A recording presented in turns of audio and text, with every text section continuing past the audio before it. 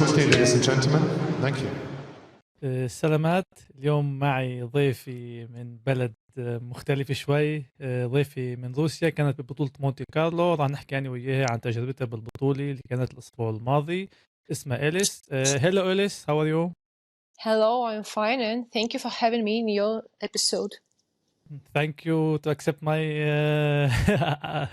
my invitation. So it was a pleasure for me because I'm following you on Telegram and I saw you were in Monte Carlo the last week and you saw how Tسيتسيباس made a triple in Monte Carlo. Can you just talk about the final and then we can talk about another things? Mm-hmm. Yes, first of all, thank you for kind words to me. And this year, it was my second year in a row in Monte Carlo. And I think that I'm completely lucky to be back again because I'm pretty sure that this is one of the best and the most picturesque tournaments on tour. And I've talked to a lot of tennis players from WTA. They really regret that they don't play in Monte Carlo because it's really big joy being there. And about Steph, I think that he needed this win more than anyone else on tour, just to feel again the taste of the game, the passion, which, let's say honestly, he has lost for the last season, I guess.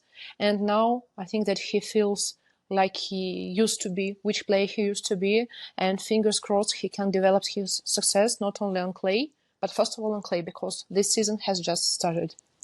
Yes, and I agree with you that this victory for him is really so important because last year was so tough, and I think he may had a personal life, and he was looking for be with his girlfriend more to be on the court. Do you agree with me? Maybe yes, and especially it's about your mind, because you can be physically on court, but mentally you understand that you are not here. And when you face one injury from another one, it makes really tough to believe in yourself, first of all. And especially when you have some other interesting priorities, you lose your focus from the tennis. And it's normal because it's life, and also in tennis it's like roller coaster.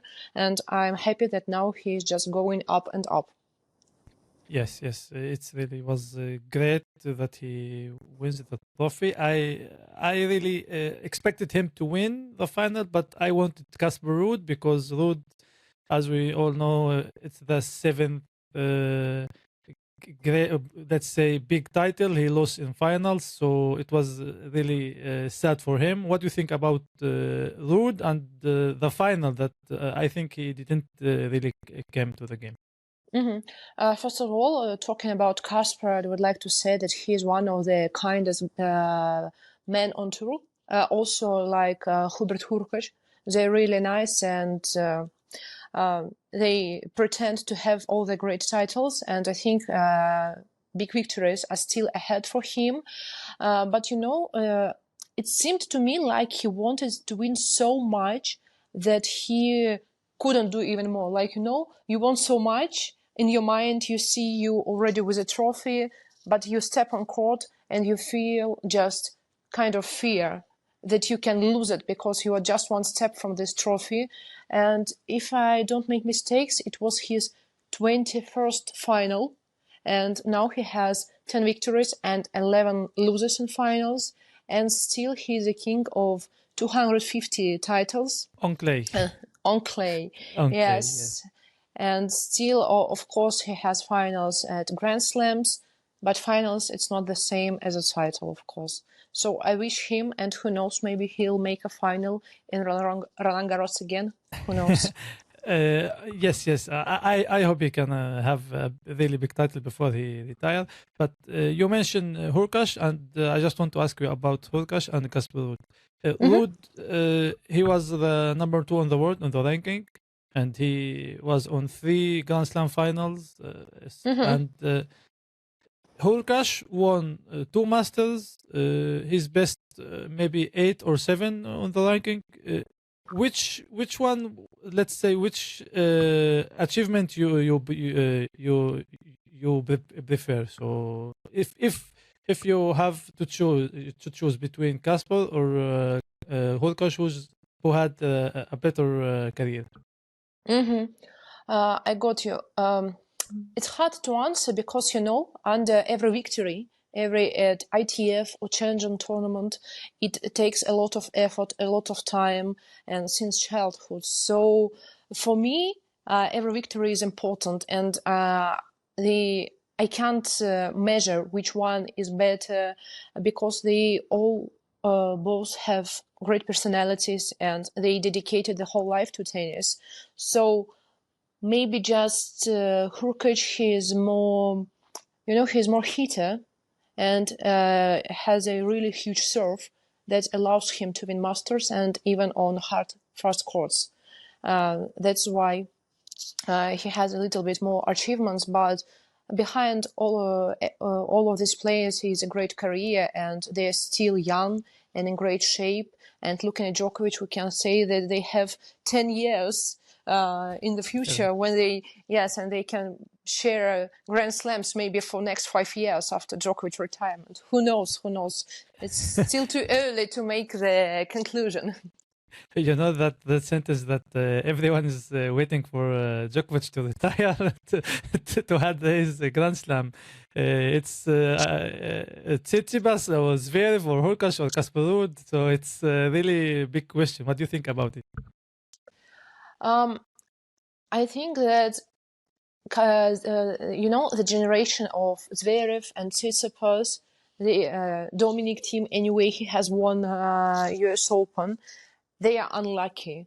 Not so much as, for example, Tsonga and Andy Murray and people and players who were at the same time with Big Three who won peak at the time. But anyway, they were grabbed of these big titles. And now a new generation like Senior and Carlos and other players, they are already waiting and they have already won some of them, and they are in such a kind of gap, like it's not to be late, but still they have youngsters who can also pretend to big titles and already have done it. So it's really a tricky moment, and it's important not to lose your motivation because of it, because and Zverev and Tسيتسيبас, they have shown great results since juniors. And when you have such bright careers since you're 15, 16, and etc., you think like, I will make my big victories at around 20s. But time goes and goes, and you still don't have it. And you're like, well, what's wrong with me? Some kind of this, I think.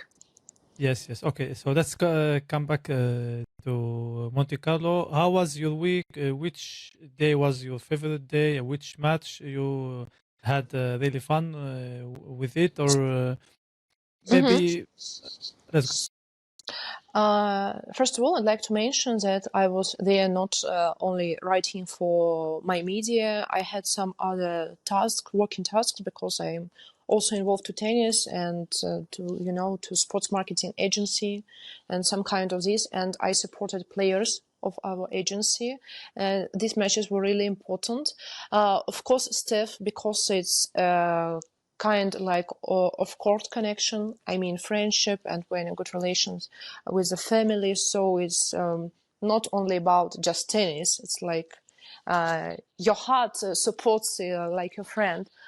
And of course, I've liked one of the most impressive matches for me were doubles between Rublev, Khachanov, Medvedev, and Safiullin, because it was quite a small court and you could see the guys really in front of you and listening what they discuss in very shy talks, and it's really interesting to witness how they manage the game.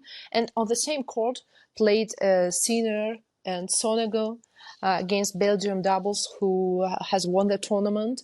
And there were lots of Italians. For the 2 hours, I thought that I'm in Italy, not in Monaco. And you know, Italians, they are always hot.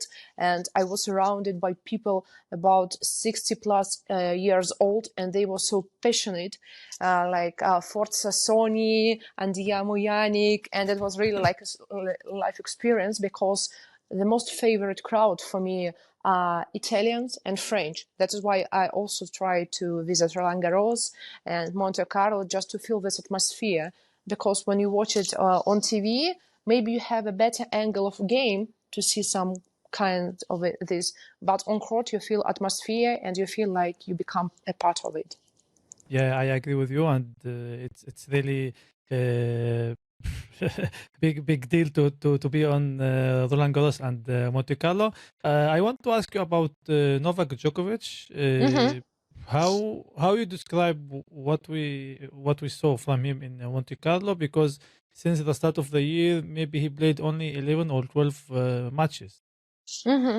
Talking about Novak, I think that it's very sad, but his dream to win Golden Slam, I mean 4 slams in a row and gold medal at Olympics, it was ruined at the beginning of the season with his loss at Australian Open. And I think that he has lost kind of motivation, and his one priority is to finally get gold in Olympics. And now he's not in good conditions, and I mean physically, because he said that he had blood pressure, and when he played his long matches, it was really hot in Monte Carlo, and it became hot just in one day. And I think he wasn't really prepared for this kind of weather. So like all the obstacles were against him.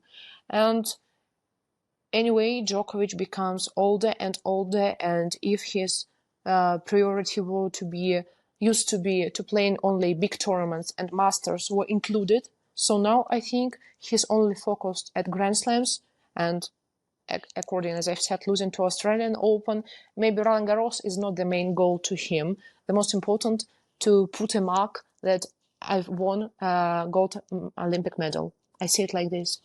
Yeah, I agree with you, and I really feel that he don't care even about masters. He just came to play, maybe just to have some, match play, not more.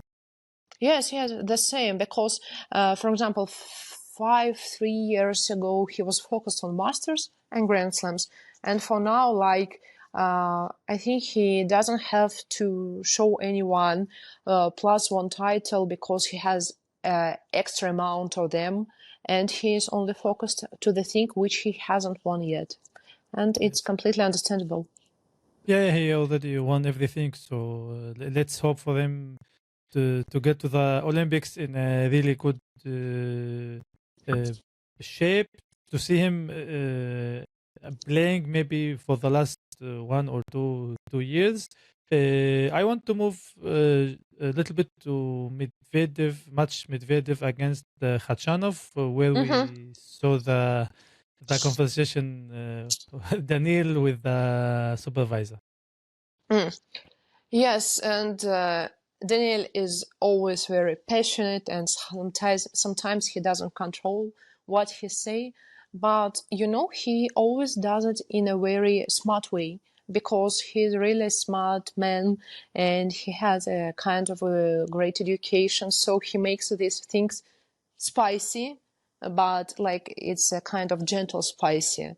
And we were sitting close with his dad, and his dad was poker face, kind of that. It's not surprising. He used to argue with umpires when linemen since he played IITF juniors. So it happens from time to time. And I think it's important to notice that he gets the energy from it. Because when he was losing at Australian Open after the first 2 sets, and he was completely lost, I've told my friends that he needs to argue with someone just to get hot, to get this energy from somehow, but he didn't make it. And at that match, he made it, and especially it was an unfair decision according to him. I mean, from the linemen. Yeah. It was really. I was feeling sad for Daniel to have not one, even 2 or 3 points with a really bad call from the referee or the lineman. So let's hope he can control his behavior on the court. And what you can say about Monte Carlo overall, and if you hope to see it not only ATP and WTA tournament. It's just like about the dreams, because the club, Monte Carlo Country Club, isn't so big, and it's really hard to host all the guests in Monaco because it's very small and there are a lot of free shuttles for guests and completely hard traffic jams there. So it's impossible. But maybe women will change their calendar one time and they can take part in one more Masters. Of course, it would be a fine location, but Masters are obligatory for the players. And if they put WTA tournament there, they have to skip one. And it's a hard moment just to make a new tournament and skip others because of location. And moreover, this tournament is really expensive because of location, because of the sponsors. And being honest, women tennis isn't so popular, for investors also. So it's a tricky question and hard questions from all of the sides. Yeah, I can understand what you say about maybe the money or how expensive is there. I want to ask you about maybe Russian players, Rublev, for example. What we were seeing from him after the case with the lineman in Dubai, he's really in a down momentum. Yes, and if Stefanos goes only ups, so it's a tough period for Rublev. And yesterday he has lost the fourth match in a row, and I think that you saw his reaction. And Rublev is also very emotional, but it's kind of it's about another emotions than from Medvedev, for example, because for Rublev they are against himself. It's destructive. And for me, the most surprising thing that he says that he works with psychologists, how to control the emotions, how to deal with it. But from time to time we see, and also it was in Torino finals, like it doesn't work. So maybe you have to change your specialist around you. Who knows? And he also needs to believe again in himself. And I think he has been followed in his mind that he is forever quarterfinalist at Grand Slams, and also he has a bright juniors career, and you expect that he will definitely make a semis and final and title at Grand Slam, but you are still in quarters and you lose again and again, being affected by your emotions. So it's not easy to deal with all this stuff. Yeah, and he's already top 10 player, maybe 5 or 6 years. So maybe he needs this jump. And I have to ask you about Yannick Sinner because you met many Italians and you have many Italian friends. So what you can say about him? And that nowadays it's totally Sinner-mania, I would call it like this. Yes, and my Italian friends also name it like this. And because of the full image, Yannick, Carota boys, who attracts a lot of fans and a lot of media attention to him. Of course, the results of Yannick. For some people, he resembles Djokovic, being so cold on court and with zero emotions. And I think that tennis, it was a lack of such player for the last years. And Sinner gives to everyone, almost to everyone who loves him, that's what we need. And especially for Italy, no one of players has never been ranked so high and hadn't such great results. So the whole Italy is in love with him. And especially yesterday, I was in Italy just for a one-day trip, and I was searching for a work magazine with Yannick on cover. And I've asked, do you have a new a new version, and the man told me, no, but maybe you want to buy a Harper's Bazaar or kind of another, high fashion magazines. And I'm like, no, I need exactly Vogue because it's Yannick on cover. And he's like, tutto bene, Yanni, andiamo. And they are all in love with him, but it's just a man in press. I think that he's completely not involved in tennis. He hasn't never been to his match, but the whole Italy, he's a new hero. And especially after his Australian victory, he had a extraordinary photo shoot inside Coliseum. He got invitation to Sanremo Music Festival. He has met with president, with minister. I don't know exactly the ranking of the politics system, what was kind of these people. And he was everywhere. But what's the most important that he doesn't lose his focus. He's still calm as he is always, and he just continues to do his game better and better. So I think he can be on the first. He can be the first ranking after even Roland Garros. Yeah, the question about the ranking, I think Senior gonna be the first this year for sure. And if I want to ask you about his achievement for this year, we are going to see him winning another Grand Slam or another two. And what you can say about his rivalry against Alcaraz, who the last time was really with injuries? Yes, about his rivalry, everything is depends on Alcaraz.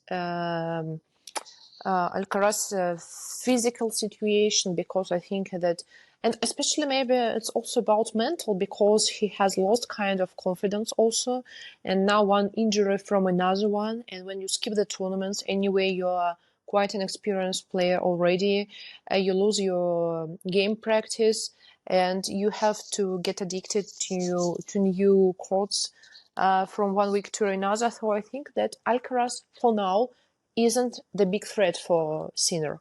I would say like this. So maybe I would expect another rivalry or another tough match at the same on the clay. Do you think on the clay we can have a rivalry from Tسيتسيباس or Djokovic? I think so, and especially about ranking. Maybe they will meet somehow in quarters. With Djokovic, of course, in finals, if they the first and the second. I mean, if they make the success for 2 weeks. But with Tsitsipas, I think it's like they can meet in quarters or semis. Why not? And all of these matches gonna be really hot. And again, let's not to forget Casper Ruud. Yes, and especially in Roland Garros, sometimes we have sensations and really hard matches from French players who are even not ranked very high, but with the crowd, sometimes they make miracles, and especially that there are 5 sets. So I think a lot of surprises are waiting for us. What do you think about Zverev? He already has a semi-final in Roland Garros. Can we believe he can reach it again? Everybody can, but let's see. Making prediction is in tennis. I see that it's like a very tough moment. Actually, I have many listeners that like and love Sasha Zverev, and I answer all the time that I didn't really believe in him. I think he has everything. His style of play is really good. He have a serve. He have a really good forehand and backhand. But I cannot believe that he can achieve really, really big things in Grand Slam, because he already had many masters. But on Grand Slam, they are really believe now he can win Roland Garros because of Djokovic not is in his good days, and Alcaraz had injuries, so maybe only for them, only Senior his rivalry.